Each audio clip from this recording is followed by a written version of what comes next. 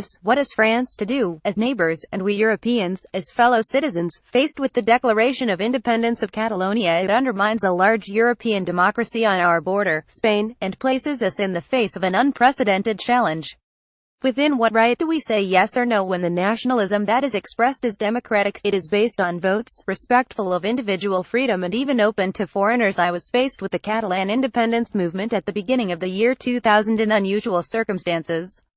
Invited to Barcelona by the French Institute for a conference on immigration and Europe, I received an invitation to meet Jordi Pujol, then president of the Generality and figure of the independence movement.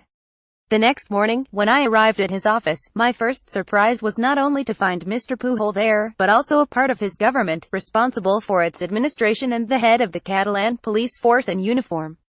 After a brief discussion of the situation in France, Pujol stopped suddenly and told me, "Mr. Professor, we have only one question to ask you. Catalonia receives a lot of immigrants. But these foreigners, when they come to us, they do not want to learn Catalan, they want to speak Castilian. I lead a small country isolated between two big ones. How am I to ensure that these immigrants learn Catalan?" I was doubly taken aback, but had a response ready. "Let the children come as soon as possible. Do not block, as others do, requests for family reunification in school. The children will learn Catalan and will speak Catalan to their parents. So that means the parents will learn Catalan." I saw his eyes light up. He thanked me and stood up. Our meeting was finished. Since then, I have followed the fate of Catalonia with interest, and this movement that aspires to see it recognized as an independent republic, open to foreigners when they want to learn the language. This open-minded nationalism has reminded me, most of all, of the Quebecois separatists. And today, it is perhaps toward Quebec and Canada that Spain should turn to respond to the current situation. The Constitution is not only a written text. At the time of the Second Independence Referendum of 1995, the Supreme Court of Canada was faced with a request for an opinion by the Governor of Canada.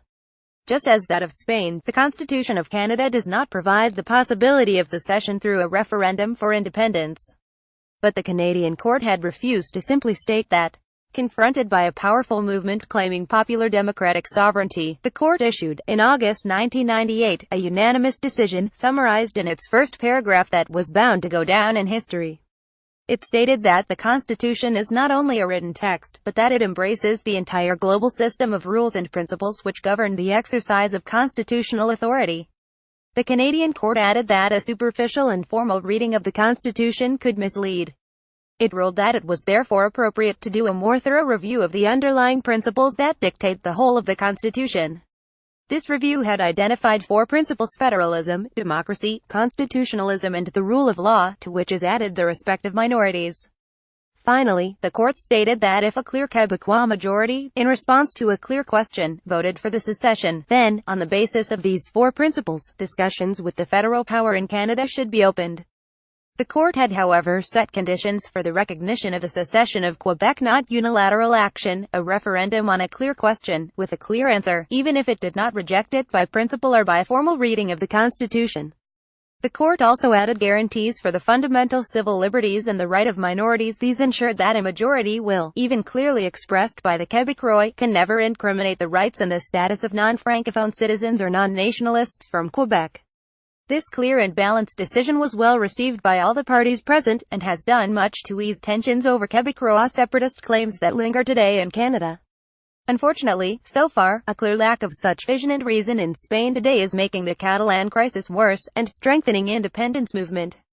Rather than blindly backing Spanish Prime Minister Mariano Rajoy, and add their threats to his threats, the likes of European Union Chief Jean-Claude Juncker and French President Emmanuel Macron should take inspiration from the Constitutional Court in Canada from 20 years ago.